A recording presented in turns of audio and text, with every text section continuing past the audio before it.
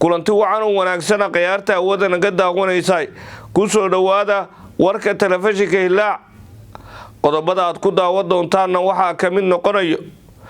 madaxweynaha jamhuuriyadda federaalka Soomaaliya mudane Xasan Sheekh Maxamuud oo cutubyo ka tirsan ciidanka cirka Soomaaliya oo tababar uga soconayo xirada ciidanka dalka Eritrea oo kulan la qaatay gudoomiye ku-xigeenka hay'adda maareynta musiibooyinka qaranka Soomaaliyeed iyo wasiirka gargaarka iyo maareynta musiibooyinka dowlad goboleedka Koonfur Galbeed oo ka wada hadlay xaaladda ka jirto degmada Baraawe ee gobolka Shabeellada Hoose madaxweynaha maamulka Galmudug Axmed Cabdi Kaariye Qoorqoor oo soo xiray shirka beeraleyda Soomaaliyeed oo ka soconayay magaalada Dhuusamareeb ee gobolka Galgaduud xogeyaha guud ee golaha shacabka oo tababar u furay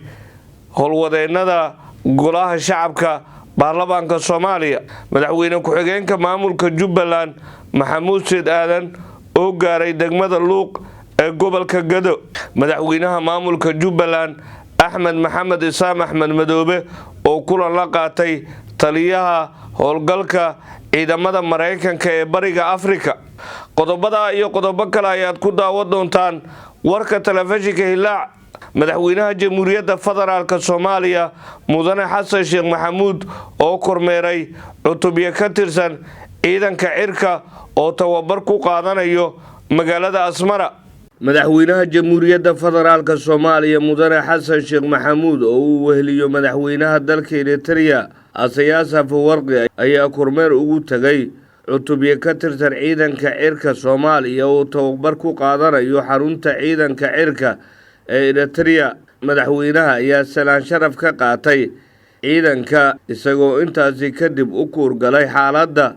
ay ku sugan yihiin wuxuuna warbixin ka dhageystay qaar ka mid ah saraakiisha iyo askarta oo tababarka u socdo madaxweynaha jamhuuriyadda federaalka Soomaaliya mudane Xasan Sheekh Maxamuud ayaa intaasi kadib soo gabagabeeyay socdaalkii uu ku joogay magaalada Asmara ee dalka Eritrea madaxweynaha maamulka Jubbaland Axmed Maxamed Isaam Axmed Madoobe oo kulan la qaatay taliyaha ciidanka howlgalka ee Bariga Afrika ee dowladda Mareykanka madaxweynaha dowlad goboleedka Jubbaland Axmed Maxamed Isaam Axmed Madoobe ayaa magaalada Kismaayo ku qaabilay taliyaha howlgallada gaarka ah ee wadajirka ee Bariga Afrika Colonel David oo booqasho ku yimid Jubbaland kulankan ayaa looga hadlay howlgallada ee wadaan ciidamada Jubbaland iyo taageerada dhinaca amniga ee dowladda Mareykanka ee la xiriiro dagaalka ka dhanka Al-Shabaab taliyaha howlgallada gaarka ah ee wadajirka ah ee Bariga Afrika Colonel David ayaa bogaadiyay howlgallada ee wadaan ciidamada Jubbaland ee looga saaray deegaanada Joore gaar ahaan deegaanka Buula Xaaji iyo deegaanada ku xeeran isagoo xusay in guulaha laga gaaray howlgalladii ugu dambeeyay ay muujinayaan sida dowlad goboleedka Jubbaland ee uga go'an tahay in deegaanadooda ay kala wareegaan Al-Shabaab waxaana madaxweynaha kulanka ku weliyay taliyaha hay'adda sirdoonka iyo nabad sugidda Jubbaland Maxamed Axmed Sabriye iyo taliyaha ciidamada daraawiishta Jubbaland General Ismaaciil Saxardiid xogeyaha guud ee golaha shacabka oo tababar u furay qaar ka mid ah howlwadeennada baarlamaanka Soomaaliya xogeyaha guud ee golaha shacabka ee baarlamaanka jamhuuriyadda federaalka Soomaaliya Cabdiraxmaan Maxamuud Cabdulle Jaabir ayaa magaalada Muqdisho tababar ku saabsan cilmi baarista iyo xeerdejinta uga furay howlwadeenno ka tirsan golaha shacabka ee baarlamaanka jamhuuriyadda federaalka Soomaaliya tababarkan oo ay iska kaashanayaan hay'adda Mark Balanje iyo golaha shacabka ayaa maalmaha uu socdo waxa ay ka qaybgalayaasha ku baran doonaan habka cilmi baarista iyo xeerdejinta iyo doorka baarlamaanka Cabdiraxmaan Maxamuud Cabdulle Jaabir xogeyaha guud ee golaha shacabka baarlamaanka jamhuuriyadda federaalka Soomaaliya oo hadal kooban ka jeediyay furitaanka tababarka ayaa sheegay in tababarkani uu qayb ka yahay tababaro oo goluhu ugu talagalay in kor loogu qaado aqoonta iyo tayada howlwadeennada golaha shacabka ayna sii socon doonaan waxa uuna kula dardaarmay in waxyaabaha ay ka faa'iideystaan ay ku dabaqaan howl maalmeedkooda sidoo kalena ay uga faa'iideeyaan howlwadeennada kale ee golaha. madaxweyne ku-xigeenka koowaad ee maamulka Jubbaland Maxamuud Seyd Aadan oo gaaray degmada Luuq ee gobolka Gado oo hogaaminayo madaxweyne ku-xigeenka koowaad ee dowlad goboleedka Jubbaland Maxamuud Seyd Aadan ayaa gaaray magaalada Luuq ee gobolka Gado halkaas oo maalmihii la soo dhaafay ay ka jireen shaqaaqooyin u dhaxeeya beelo walaalo ah. madaxweyne ku-xigeenka koowaad ee maamulka Jubbaland Maxamuud Seyd Aadan ayaa kulamo wuxuu la qaadan doonaa qaybaha kala duwan ee bulshada iyo siyaasiyiinta beelaha ku dagaalamay deegaano hoosta oo degmada Luuq ee gobolka Gado wuxuuna kala hadli doonaa sidii dagaalkaasi loo jooji lahaa. wafdigan oo ay ka mid yihiin xubno ka tirsan golayaasha kala duwan ee Jubbaland iyo mas'uuliyiin ka socotay dowladda federaalka Soomaaliya ayaa halkaasi u tagay nabadeynta dadka walaalaha ah ee wax kala gaareen iyo sidii salka loogu dhigi lahaa nabadgelyada deegaanka. madaxweynaha maamulka Galmudug Axmed Cabdi Kaariye Qoorqoor oo soo xiray shir looga hadlayay beeraha Soomaaliya. madaxweynaha dowlad goboleedka Galmudug Axmed Cabdi Kaariye Qoorqoor ayaa soo xiray shirka xoojinta wax soo saarka beeralayda Galmudug oo maalmihii la soo dhaafay ka socday Galmudug. shirkan oo ay soo qaban qaabisay wasaaradda beeraha Galmudug ayaa waxaa ka soo qayb galay wasiirka beeraha dowladda federaalka Soomaaliya Maxamed Cabdi Xayir Maareeye iyo qaar ka mid ah wasaaradaha beeraha dowladaha xubnaha ka ah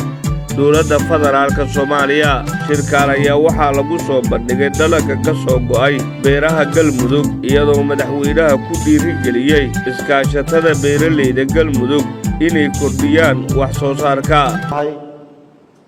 waxaan rajaynaynaa maanta inta ay tahay iskaashooyinku beeralayda inay waqtiga soo socdaa in badan ka badan doonaan kana hormarsanaan doonaan. dowladda Galmudugna waxyaabaha ay aad iyo aad ugu howlan tahay oo ugu jira kaalinta koobaad bay ka mid tahay dhiirigelinta iyo ahmiyaddeeda.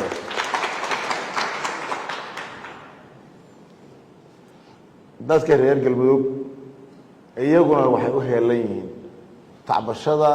iyo wax soo saarka. runtii sida la xusay waxaan rajaynaynaa in la dhisi doono iskaashatooyinka maadaama ay sidaa ugu diyaarsan yihiin xusaarkii in la dhisi doono loo dhisi doono qaab waafaqsan wixii ay helaan ama kaalmada ay helaan inay si saxa gacantii loo idmaday ugu dhacdo u gaarto. marka qaabkaas in loo dhiso wasaaradda wixii ka dhiman waxaan leenahay kala qaybgala oo dhisa oo iyagu ha is maamuleen wasaaradduna ka gudato waajibaadkeedii iyo dhismaha inta uga aadan. taasna waxaan rajaynayaa haddii wax ka dhiman yihiin dhismaha iskaashatooyinka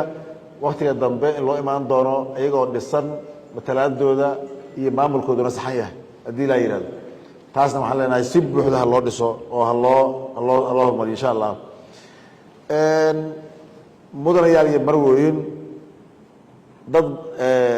dadka Soomaaliyeed qaarkood waxay aaminsan yihiin Galmudug inaysan ahayn dhul beereed ama wax soo saar lahayn. fikirkaasi sax maaha. maanta waa la soo bandhigay weliba si degdeg ah iyadoo la soo bandhigay dhammaan halkaas qudaarta maanta lagu soo bandhigay waxaa soo saartay ka soo baxaa Galmudug. Galmudugna waa dhul beereed leh carro iyo dhul ku wanaagsan tacbashada iyo wax soo saarka.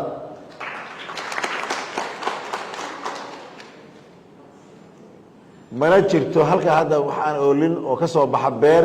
oo aan Galmudug ka soo baxin ma jiraan. kaliya waxay kaloo leedahay biyo mareeno iyo roobka looga faa'iideysan karo biyaha la qaban karo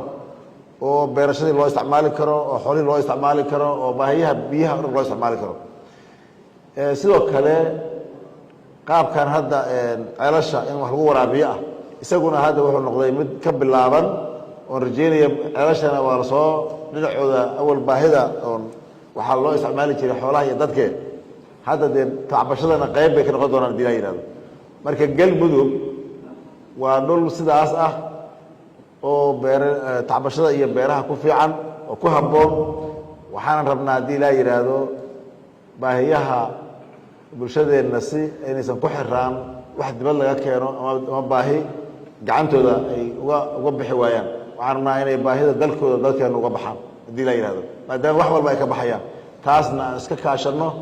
gudoomiye ku-xigeenka hay-adda Sodma iyo wasiirka gargaarka iyo maareynta dowlad goboleedka Koonfur Galbeed oo ka wada hadlay xaaladda degmada Baraawe. gudoomiye ku-xigeenka hay-adda Sodma Dr. Axmed Cabdi Aadan iyo wasiir Cabdinaasir Cabdi Caruush wasiirka wasaaradda gargaarka iyo maareynta musiibooyinka dowlad goboleedka Koonfur Galbeed ayaa ka wada hadlay xaaladihii ugu dambeeyay ee ka jira degmada Baraawe halkaas oo ay ka jirtay xaalad caafimaad oo u baahan in si degdeg ah wax looga qabto. labada mas'uul ayaa isla soo qaaday sidii looga hortagi lahaa sii faafidda xanuunka iyadoo la qaadayo tallaabooyin muhiim ah sida xoojinta fayadhowrka, gaarsiinta daawooyinka lagama maarmaanka ah iyo wacyigelinta bulshada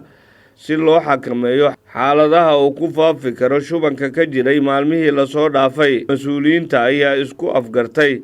in si wadajira wax looga qabto isla markaana la isku dabarido dadaalada ku aadan si loo samatabixi lahaa dadka Soomaaliyeed ee uu saameeyay xanuunka shubanka ee degmada Baraawe. dhowaan waxaa degmada Baraawe booqday wafdi uu hogaaminayay gudoomiyaha hay-adda maareynta musiibooyinka qaranka Maxamuud Macalin Cabdulle waxa uuna u kuurgalayay xaaladda caafimaad iyo musiibada ka dhalan karto shuban biyoodka waxaana xilligaasi la geeyay daawo loogu talagalay wax ka qabadka xaaladda caafimaad ee dadka bukaanka ah. guud ahaan warkii telefishinka Hilaac waa naga inta.